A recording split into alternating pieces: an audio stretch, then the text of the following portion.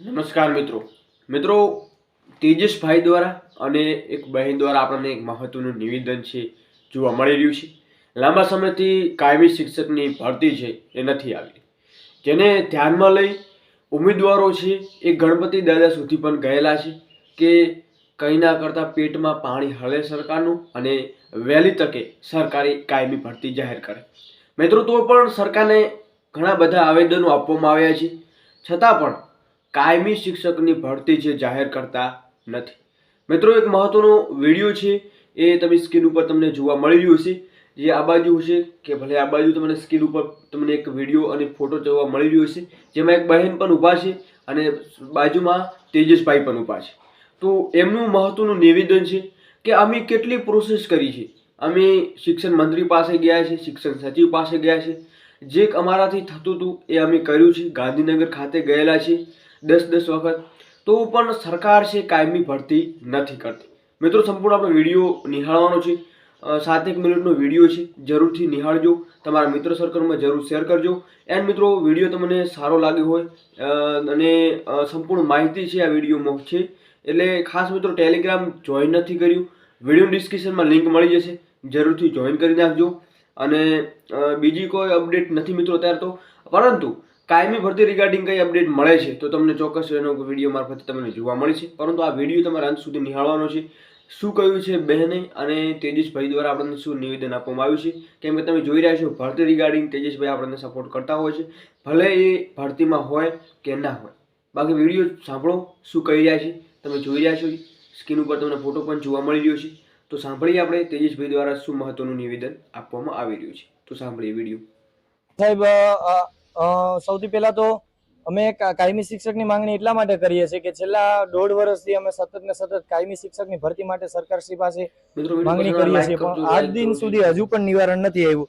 અમે ગઈકાલે સમગ્ર ગુજરાતની અંદર ટેટટાળ પાસ ઉમેદવારોએ ગણેશજીને આવેદન આપીને પણ અમે ગણેશજી પાસે અમારી લાગણી, માંગણી, વેદના રજૂઆત કરી કે હે ગણપતિ દાદા, તમે પણ આ સરકારશ્રીને છોડી રજૂઆત અમારી કાયમી શિક્ષકની ભરતી કરે એ બાબતે જણાવજો, જેથી કરીને અમે કાયમી શિક્ષક બનીએ.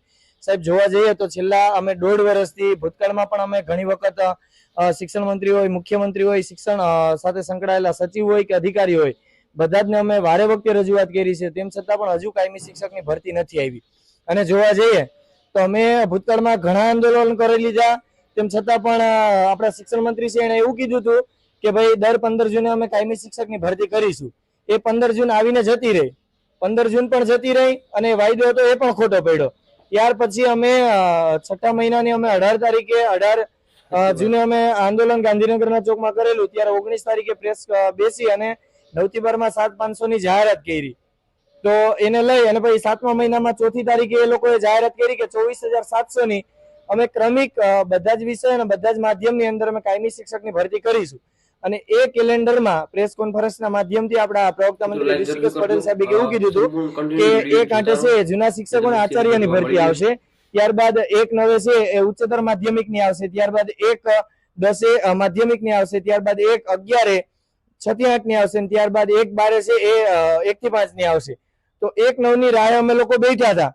1/9 પણ આવીને જતી રહી, તેમ છતાં પણ કાયમી શિક્ષકની ભરતી જે ઉચ્ચતર માધ્યમિકમાં આવી જોઈએ એ ન આવી.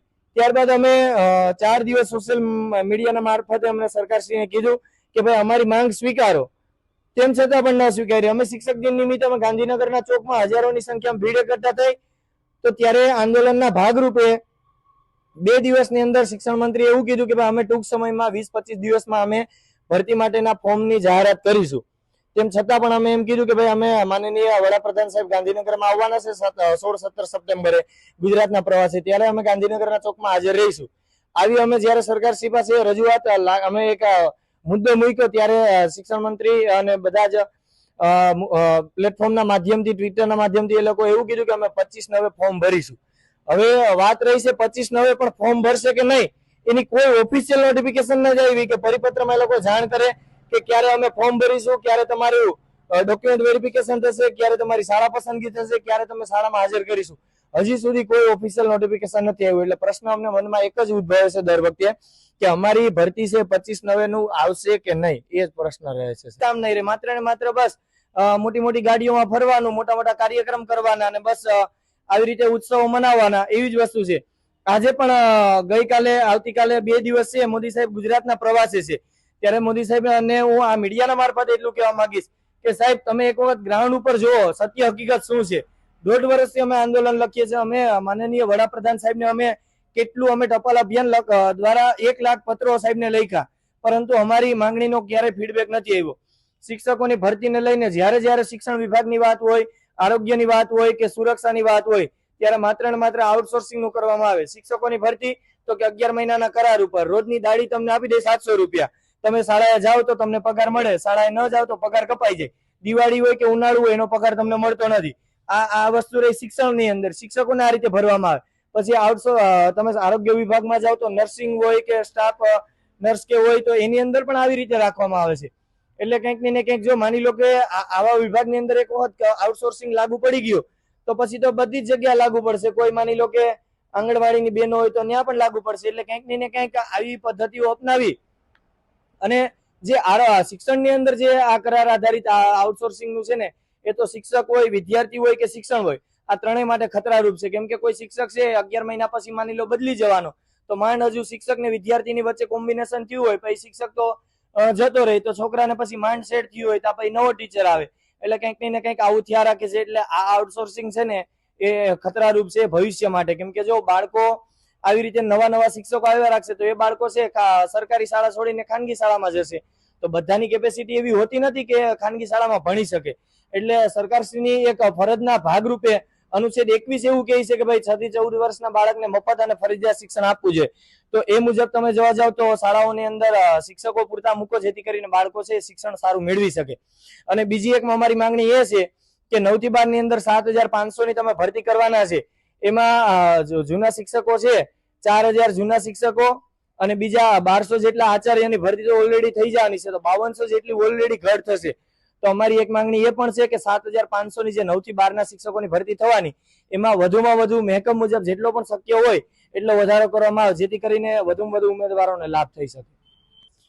સાહેબનો બર્થડે છે તો આપણે એટલું તો કે સાહેબ સારા કામ કરવા ઈચ્છતા હોય છે.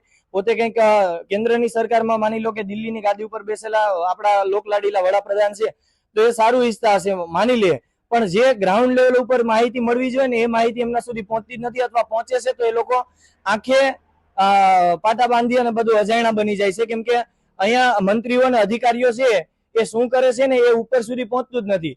અહીંયા કેટલી બજેટો ફાળવણી કરવામાં આવે છે. તમે જો દર વર્ષે શિક્ષણનો જે કુલ બજેટ ફાળવવામાં આવે છે ને રાજ્ય સરકારનું, એમાં સૌથી વધારે હિસ્સો જો કોઈ આવતો હોય ને તો એ શિક્ષણ વિભાગનો હોય છે. પણ ક્યાં વપરાય